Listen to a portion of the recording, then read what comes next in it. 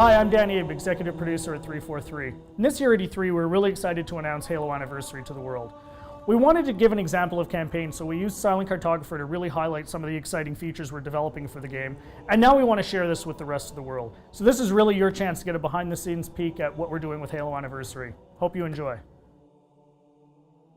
Okay, so let's dive right in and take a look at Silent Cartographer. This is exactly the same demonstration we gave to the press at E3. In fact, this is exactly the same build. So the exciting thing is that this build has come a really long way since we showed this at E3. It's kind of funny for me to look at it now and say, hey, the game looks much better now. So the first thing you're going to see immediately on the fly-in is the graphical upgrade. I mean, the game looks fantastic. We spent a lot of time really lovingly bringing this into the current generation and, working very hard to make sure that this looks like a current generation title, something everyone can look at and just say, wow, this game looks fantastic. But the big test is really, how does it feel? So let's take a look. So we're going to charge the beach here. First thing you're going to get a taste of when you pick up this game and start playing is that this plays exactly like the original. That was a core development principle for us, is this game needed to play exactly the way it did 10 years ago. I mean, this is the game that launched a generation of shooters, so we had to make sure that that feeling was identical to that experience that everybody remembered 10 years ago, because this is really a gift to the fans. This is a way to relive the experience of playing Halo 1 for the first time, so we really wanted to make sure it was identical. And the way we did that was actually a fun technical trick. We're actually running portions of two engines at the same time. So the underlying code, the code controlling how the game feels, how the AI reacts, all of that stuff, is a lot of it's the original Halo 1 code, and that was really the best way for us to ensure that the game played exactly the same as it did 10 years ago. But on top of that, we've layered a new graphics engine that allows us to, make the game look fantastic and look like a current generation title. So it's really a great mix of the two. So at the end of the day, your Halo fan gets a game that plays exactly like they remember, but looks like a current generation title. We get some other benefits from this as well. As I said earlier, and I say this all the time, the primary goal for this game is to make sure Halo fans can relive the experience of what it was like to play 10 years ago.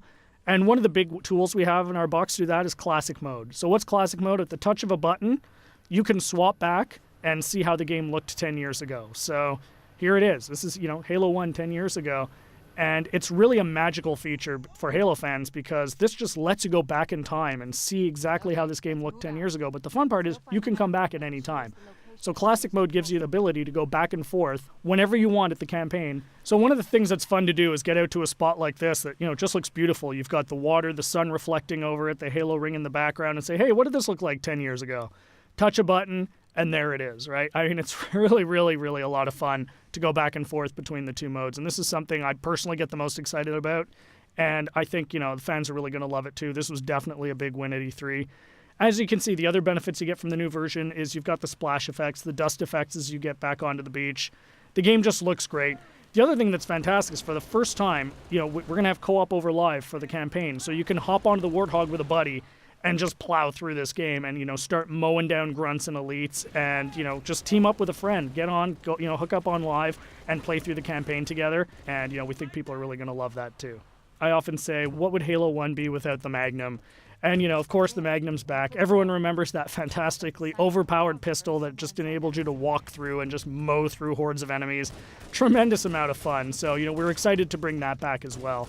Again, you can see the game plays exactly the same as it did. Cannot highlight that enough. That was really, really important for us to make sure that this game played the same as it did, because this is really an iconic game. This is the game that convinced a lot of people, myself included, that you could actually have a fun first-person shooter experience on the console. I mean, I was a hardcore PC shooter guy, who said you're never going to make a game on the console that is going to, make me want to play. And this is the game that changed my, my impression of it. And it's the same for millions of Halo fans. And those fans, that's who this game is for. This game is really a labor of love for us here at 343, and we're really excited to be able to present it to you. So there's your sneak peek of Silent Cartographer. Really just the tip of the iceberg. We've got a lot more features we're going to announce as we get closer to launch. Come to Halo Fest at the end of August and see the whole game in action. See you then.